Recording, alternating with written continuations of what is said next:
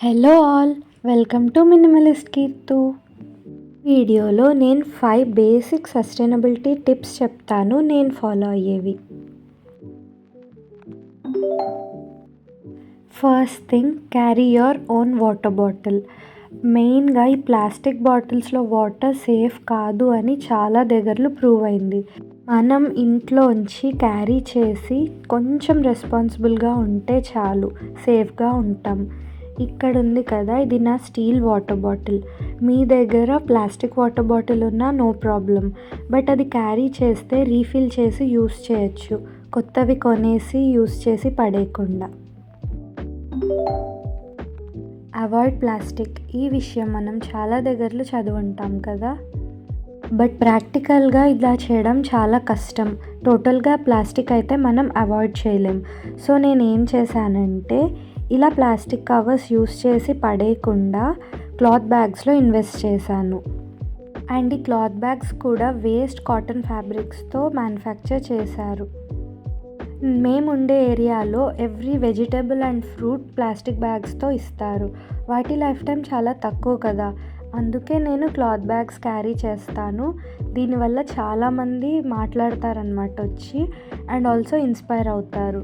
ఇవి యూస్ చేసేసిన తర్వాత వాష్ చేసేసి ఫోల్డ్ చేసేసి మళ్ళీ రీయూస్ చేసుకోవచ్చు. మనం 2024లో ఉన్నాం. సో చాలామంది makeup and skin care use చేస్తారు కదా, కానీ మనం యూస్ చేసే మేకప్ ప్రోడక్ట్స్ చాలా మటుకు యానిమల్స్ మీద టెస్ట్ చేస్తారు.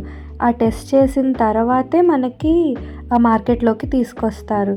సో అవి అవాయిడ్ చేయడానికి మనం క్రుయల్టీ ఫ్రీ ట్యాగ్ ఉన్న మేకప్ ప్రోడక్ట్స్ కొంటే మంచిది. కేస్ మీ దగ్గర క్రుయల్టీ ఫ్రీ లేకపోతే అవన్నీ యూస్ చేసేసిన తర్వాతే క్రుయల్టీ ఫ్రీవి కొనండి. నేనైతే ఇక్కడ 5 ఎగ్జాంపుల్స్ ఇచ్చాను క్రుయల్టీ ఫ్రీ ప్రోడక్ట్స్కి. నాన్ వెజిటేరియన్స్, మీ అందరికీ గుర్తుందా, మన చిన్నప్పుడు మోస్ట్లీ సండేస్ మాత్రమే మనం చికెన్ ఆర్ మటన్ తినేవాళ్ళం. మిగతా డేస్ అన్నీ వెజిటేరియనే తినేవాళ్ళం. కానీ ఇప్పుడు మనకి ఫుడ్ యాక్సెస్ చాలా ఎక్కువ అండ్ ఈజీ అయిపోయింది.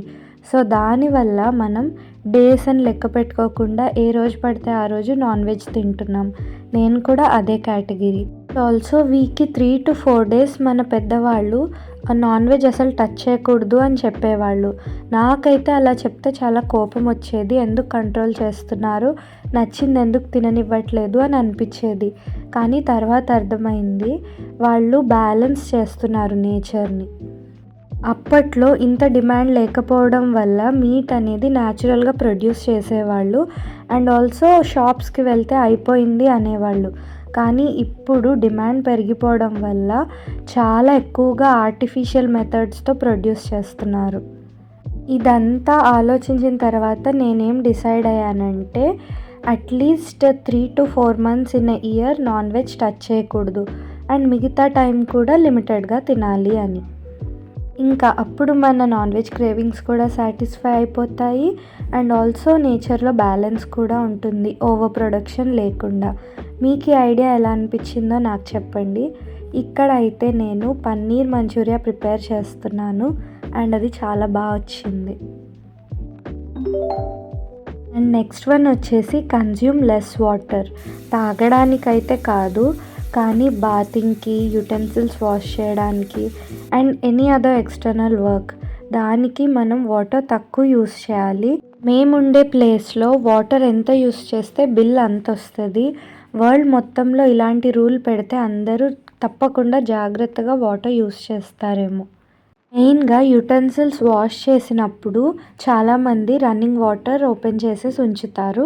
అలా కాకుండా మనం మగ్లో ఫిల్ చేసుకొని చేసామంటే చాలా వాటర్ సేవ్ చేయొచ్చు. ఇది ఆబ్లిగేషన్ అయితే కాదు, ఒకవేళ మీకు టైం ఉంటే ట్రై చేయండి. అండ్ ఫైనల్గా మన last sustainability tip, consume less. True translation ఏంటంటే, తక్కువ రిసోర్సెస్ యూస్ చేయాలి త్రూ అవుట్ అవర్ లైఫ్. నేను ఎక్కడో ఒక ఆర్టికల్లో చదివాను, నెక్స్ట్ 5 to 6 జనరేషన్స్కి యూజ్ అయ్యే సామాన్లు, వస్తువులు అన్నీ ఆల్రెడీ ప్రొడ్యూస్ చేసి ఉన్నాయి. సో మనం కొత్తవి ప్రొడ్యూస్ చేయాల్సిన అవసరం అస్సలు లేదు. ఆల్సో ఫ్రాంక్లీ స్పీకింగ్, మనం యూస్ చేసే వస్తువులన్నీ ఆల్రెడీ డ్యూరబుల్ మెటీరియల్స్తో తయారు చేశారు. పేపర్తో అయితే చేయలేదు కదా క్లాత్స్ అవన్నీ అయితే. సో అవి మనం ఎన్నిసార్లైనా వాష్ చేసి యూస్ చేసుకోవచ్చు. ఒక్కసారి యూస్ చేసి పడేయడానికైతే వాటిని మ్యానుఫ్యాక్చర్ చేయట్లేదు. నేను ఇప్పుడు చెప్పిన టిప్స్ అన్నీ మీ అందరికీ ఆల్రెడీ తెలుసు, కానీ జస్ట్ రిమైండ్ చేద్దామని అనుకున్నాను. Hope you like this video. Thank you.